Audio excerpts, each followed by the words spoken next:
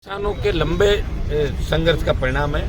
800 से ज़्यादा किसानों ने शहादत दी, मैं उनको नमन करता हूं। और राष्ट्रीय लोकतांत्रिक पार्टी ने भी एनडीए का दामन छोड़ा, सत्ता को ठोकर मारी। मैंने राष्ट्रपति के अभिभाषण का विरोध किया, बजट रोका और लोकसभा के अंदर हमेशा पहले कृषि बिलों को वापसी रिपील करो, इस पर चर्चा हो, ये बात हमेशा पहले लोकसभा के अंदर रिपील करी। और सड़कों पे भी हमारा संघर्ष आपके सामने था। 60 दिन तक इस देश में कोई सांसद सड़क पे बैठा तो नागौर का सांसद किसान का बेटा हनुमान बेनीवाल सड़क पे किसानों के बीच संघर्ष कर रहा था। और पूरे देश के अंदर किसानों को नई ऊर्जा एनडीए छोड़ने के बाद मिली।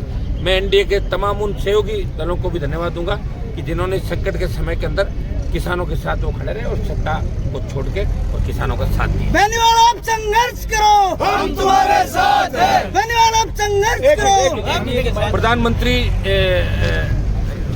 देश की सरकार झुक गई, किसानों को आगे सरकार ने घुटने टेक दिए। और अब किसान आंदोलन की नाम भी जहां सुनेंगे देश के अंदर तो सरकारों को वापिस होना पड़ेगा।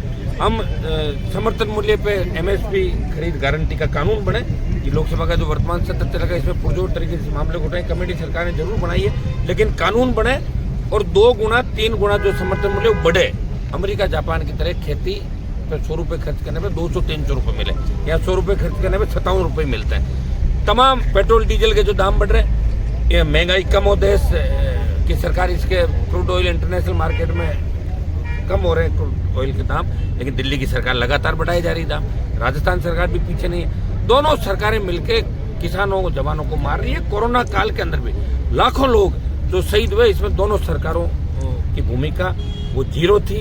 एक दूसरे पर आरोप प्रत्यारोप लगा रहे थे और अंधाता जो 14 महीने संघर्ष कर रहा था, अगर ये जिद छोड़ देते प्रधानमंत्री जी तो ये 800 लोगों की जान बचाई जा सकती थी। बिल तो वापिस लेना ही पड़े, ये तो 14 महीने पहले ही कर सकते थे, लेकिन जिद थी। और अब जब लगा कि कहीं 24 की सत्ता छीन नहीं जाए तो बैकफुट पे आ गए और जो कहते थे कि हम नहीं लेंगे।